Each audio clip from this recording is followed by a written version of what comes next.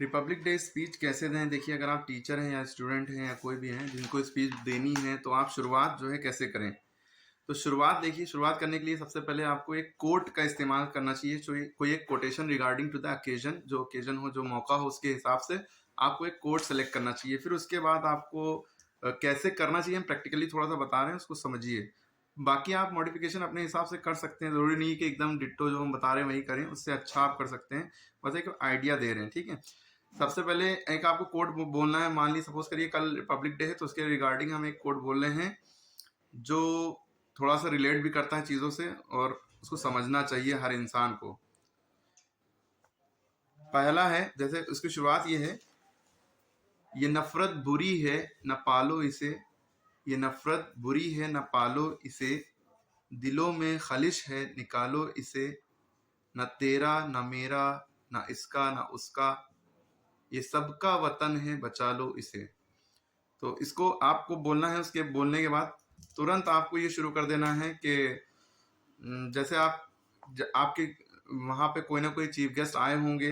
Most probably अक्सर ऐसा होता है कि चीफ गेस्ट आते हैं, तो आपको कैसे कहना है? ऐसे कहना है, ऑनरेबल चीफ गेस्ट, फिर उसके बाद respected principal sir, manager sir, teachers and all my loving students, very good morning to all of you. A very good morning to all of you के बाद आपको जो है उनको थैंक्स बोलना है, जिन्होंने आपको अपॉर्चुनिटी दी कि आप सबके सामने बोल पाएँ, जैसे प्रिंसिपल सर ने दी। या अगर आप स्टूडेंट हैं तो आप टीचर्स को थैंक्स बोलेंगे। तो सपोज हमें प्रिंसिपल सर ने दी एज इंचार्ज, तो हम कैसे कहेंगे? First of all I would like to say thanks to sir या principal sir who gave me या who has given me the opportunity to present before you. ठीक है, हु हैज़ गिवन मी भी बोल सकते हैं या who gave me the opportunity to present before you. जैसे आप स्टूडेंट हैं, first of all I would like to say thanks to my teacher या सब्जेक्ट टीचर, क्लास टीचर या जो भी हैं, who gave me the opportunity to present before you, या to allow me to express my views या words regarding the thing, whatever जो भी आप उसको करना चाहें, ठीक है, वो आप बोल सकते हैं। फिर उसके बाद आप कुछ शुरुआत कर सकते हैं कि there are lot of festival celebrated in India, है ना, लाइक रिलीजियस फेस्टिवल एंड आपके कौन कौन, हार्वेस्ट फेस्टिवल, हार्वेस्टिंग कह सकते हैं, है ना, और national festival. As we know that in India there are only 3 national festival celebrated, है ना, all over India we can say, है ना। इंडिया में, पूरे इंडिया में 3 ही नेशनल फेस्टिवल सेलिब्रेट किए जाते हैं, जिनमें सबसे पहला है 15 अगस्त, 15 अगस्त, जिसे हम इंडिपेंडेंस डे भी कहते हैं, है ना। 15 अगस्त इंडिपेंडेंस डे, इसको हिंदी में क्या कहते हैं? स्वतंत्रता दिवस कहते हैं, ठीक है। तो आप इसको ऐड कर सकते हैं इस तरह से बोल के। फिर उसके बाद दूसरा जो नेशनल फेस्टिवल है, राष्ट्रीय त्योहार है, वो रिपब्लिक 2 अक्टूबर है, गांधी जयंती है, जिस दिन गांधी जी पैदा हुए थे, है ना। तो 2 अक्टूबर को पैदा हुए थे, इसी उन्हीं की याद में गांधी जयंती सेलिब्रेट की जाती है। ये भी एक नेशनल फेस्टिवल है, पूरे इंडिया में मनाया जाता है, सभी इंडियंस मनाते हैं। और तीसरा फेस्टिवल, थर्ड जो नेशनल फेस्टिवल है, वो हमारा क्या है? रिपब्लिक डे, जो 26 जनवरी को हम लोग सेलिब्रेट करते हैं। ये इसलिए सेलिब्रेट करते हैं क्योंकि इस दिन हमारा कॉन्स्टिट्यूशन जो है, संविधान लागू हुआ था, केम इनटू इफेक्ट, है ना, क्या केम इनटू फोर्स कहते हैं, ठीक है। इस दिन हमारा संविधान लागू हुआ था, है ना। इंडिया एक रिपब्लिक बना था ना, ये भी कह सकते हैं। इसीलिए रिपब्लिक डे सेलिब्रेट किया जाता है। और ये कॉन्स्टिट्यूशन जो है डॉक्टर भीमराव अंबेडकर ने लिखा था, जिन्होंने कई सब्जेक्ट्स में पीएचडी भी की है, बहुत काबिल थे। तो इन्होंने लिखा और कई कॉन्स्टिट्यूशन को, वर्ल्ड के कॉन्स्टिट्यूशन को पढ़ा, उसके अकॉर्डिंग इंडिया का सबसे बड़ा कॉन्स्टिट्यूशन उन्होंने बनाया। और 2 साल 11 महीने 17 दिन लग गए, 2 years 11 month and 17 days लगे कॉन्स्टिट्यूशन को लिखने में उनको, ठीक है। फिर उसके बाद जो है कुछ 26 जनवरी 1950 को उन्होंने, हालांकि बंद पहले गया था, 1-2 महीने पहले, 3 महीने पहले, लेकिन लागू जो हुआ था वो 26 जनवरी 1950 को लागू हुआ था। तो ये सारी लाइनें आप अपने स्पीच में जोड़ सकते हैं। और उसके अलावा भी जो भी कुछ आप कहना चाहें स्पीच में अपनी, इंग्लिश में या हिंदी में, दोनों भाषा बाइलिंगुअल रहना चाहिए, ज़्यादा बेटर रहता है। क्योंकि इससे बहुत सी चीज़ें सबको समझ में भी आती हैं। बहुत से लोग इंग्लिश नहीं समझ पाते हैं, बहुत से लोग इंग्लिश से बोर भी होते हैं। और शुद्ध हिंदी भी अच्छी बात है, शुद्ध हिंदी तो हमारी मातृभाषा है, उसको कभी गलत नहीं करना चाहिए। हिंदी एवरग्रीन है, या कुछ भी गले, हिंदी तो हिंदी है ना, हिंदी है हम, हिंदी है हम, वतन है ना। हिंदुस्तान हमारे भी सुना होगा। तो आप लोग कुछ ऐसा वर्ड्स बोलिए, और इसके अलावा कुछ ऐसे अलग से कोड सेंटेंसेस मुहावरे टाइप का भी यूज कर सकते हैं। और कुछ बातें बच्चों के ऊपर जरूर कहना चाहिए कि आजकल हम खुद रियलाइज करते हैं इस चीज को कि बच्चे आजकल जो है बहुत ही ज्यादा मतलब डिसोबेइंग हो गए हैं, क्या कहें, पेरेंट्स को लेकर।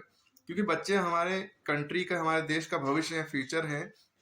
तो अगर इन बच्चों को मोल्ड किया जाए, शेप दिया जाए, कि एक अच्छी तालीम दी जाए, जैसे बच्चों को तालीम में हमारे हिसाब से, मेरे हिसाब से ये जरूर करना चाहिए कि उनको माँ बाप की इज्जत करना सिखाया जाए। आजकल के बच्चे जो हैं बहुत ज्यादा बदतमीज हो गए हैं, माँ बाप की इज्जत रेस्पेक्ट बिल्कुल नहीं करते हैं।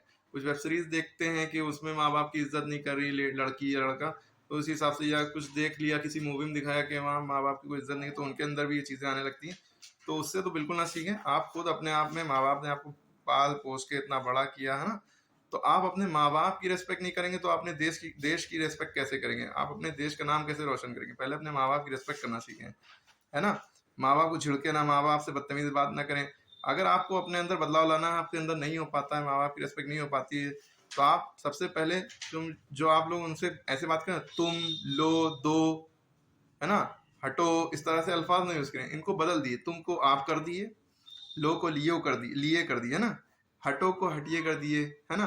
और बहुत झुक के अदब से उनके सामने खड़े हुए, उनके उनसे बात करिए, उनसे उनके पास बैठिए, है ना, उनको रेस्पेक्ट दिए। उनसे बढ़कर आपके लिए दुनिया में कुछ भी नहीं है, ठीक है। अगर माँ बाप राजी तो सब राजी, है ना, अल्लाह भी राजी, आपकी किस्मत भी बहुत अच्छी होगी। एक बात और याद रखिए, बाअदब बानसीब, बेअदब बदनसीब। अगर आप माँ बाप का और अपने बड़ों का अदब नहीं करेंगे, टीचर्स का, उस्ताद का अदब नहीं करेंगे, तो आप बदनसीब भी हो सकते हैं। आपका नसीब, नसीब जो होता है, बहुत लंबी स्पीच हो रही है, तो कुछ बातें इसमें से ले लिएगा। ये सब बोलना चाहिए बच्चों को, अदब माँ बाप का जरूर सिखाएं, क्योंकि बहुत ज्यादा बदतमीज हो चुके हैं आजकल के बच्चे, लड़कियां भी लड़के भी बहुत वैसे बात करते हैं अपने माँ बाप से। तो ये चीज जरूर अच्छी होना चाहिए उनके अंदर, है ना। ये अच्छाई पैदा होना चाहिए, जो बुराई पैदा हो चुकी है उसको खत्म करना चाहिए। बच्चे बस यही जो हमने बात बताई, इसको शुरू कर दें, लिए, दिए, आप, ये सब अल्फाज यूज करें। गाली, बहुत से बच्चे बकना शुरू कर चुके हैं, गाली छोड़े, है ना। तो ये सारी बातें हमारे बच्चों को सही करनी चाहिए, हमारे बच्चों की लैंग्वेज भी अच्छी होना चाहिए, तो जाके वो देश का नाम रोशन करेंगे, आगे चल के कुछ देश के लिए करेंगे, ठीक है। क्योंकि बच्चे ही हमारी जो है नेक्स्ट जनरेशन है, जो आजकल के बच्चे हैं, है ना। तो इनको सही करना है, ठीक है। इनको अच्छी तालीम देनी है, अच्छा सीखना है कि और आगे ये अच्छा कैसे करें, इस पर ध्यान देना है।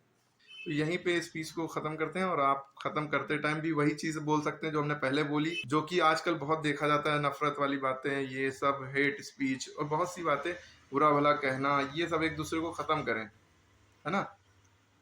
ये नफरत बुरी है, ना पालो इसे। ये नफरत बुरी है, ना पालो इसे, दिलों में खलिश है, निकालो इसे। दिलों में खलिश है, निकालो इसे। न तेरा, न मेरा, न इसका, न उसका, ये सबका वतन है, यानी देश है, बचा लो इसे। अगर यही सब करते रहेंगे तो ये मेरा जो छीनने की कोशिश करेंगे, तो क्या है, देश टूट जाएगा। देश है क्या, जो देश के लोग हैं, इन्हीं से मिलकर ही देश बना है। देश के लोग अगर एक हैं, India is the country of unity and diversity, इतने अनेकता में एकता है यहाँ पे। अलग अलग लोग हैं, अलग अलग धर्म के लोग हैं, अलग अलग कपड़े पहनने वाले लोग हैं, अलग अलग खाना पीना खाने वाले लोग हैं ना, खाने पीने की चीजें हैं अलग अलग, ड्रेसेस अलग हैं, तब भी सब मिलकर रहते हैं, एकता है। तो यहीं पे स्पीच हम खत्म करते हैं। India is the country of unity and diversity, इसकी डाइवर्सिटी को खत्म ना होने दें, उसकी यूनिटी को खत्म ना होने दें। डाइवर्सिटी के साथ साथ इसमें यूनिटी हमेशा बरकरार रहे, ठीक है। तभी हमारा देश आगे बढ़ेगा, तरक्की करेगा, ठीक है। और कोई गलती हो, किसी को कोई बात बुरी लगी हो, उसके लिए सॉरी, लेकिन इससे सीखें और मेन फोकस बच्चों पे करें, ठीक है। Thank you.